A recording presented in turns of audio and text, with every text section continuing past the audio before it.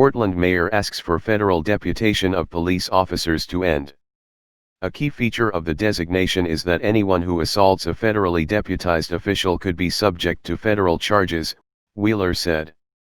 Portland, Oregon, Mayor Ted Wheeler has asked for an end to the federal program that deputized of dozens of police officers in the U.S. Marshals who are part of the city's response to ongoing protests. On Tuesday, Wheeler said he asked the U.S. Attorney's Office to end the deputation of 56 Portland police officers in the Police Bureau's Rapid Response Team. The program that deputized the officers as federal marshals is expected to run through the end of this year. However, city officials were under the impression the special status would end Sunday, according to an email from Portland City Attorney Tracy Reeve to the U.S. Attorney's Office. In a statement to Fox News, Wheeler said he asked the U.S. Attorney's Office to withdraw the designation. A key feature of the designation is that anyone who assaults a federally deputized official could be subject to federal charges, Wheeler said. Fortunately, I am confident the Multnomah County District Attorney will continue to prosecute anyone who assaults or otherwise harms police officers or others. The Portland Police Association, the union that represents rank-and-file officers, and the U.S. Attorney's Office for the District of Oregon did not respond to a Fox News request for comment.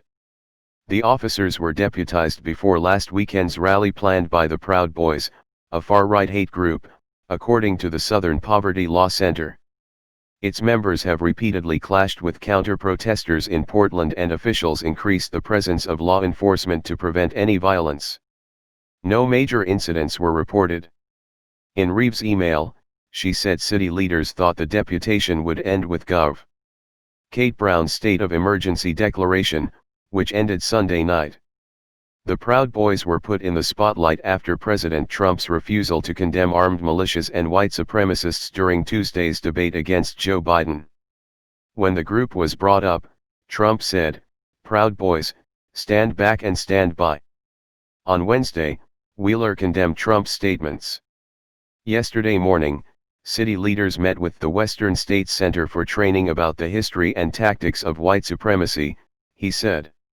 We learned about its hallmarks, and how to recognize it.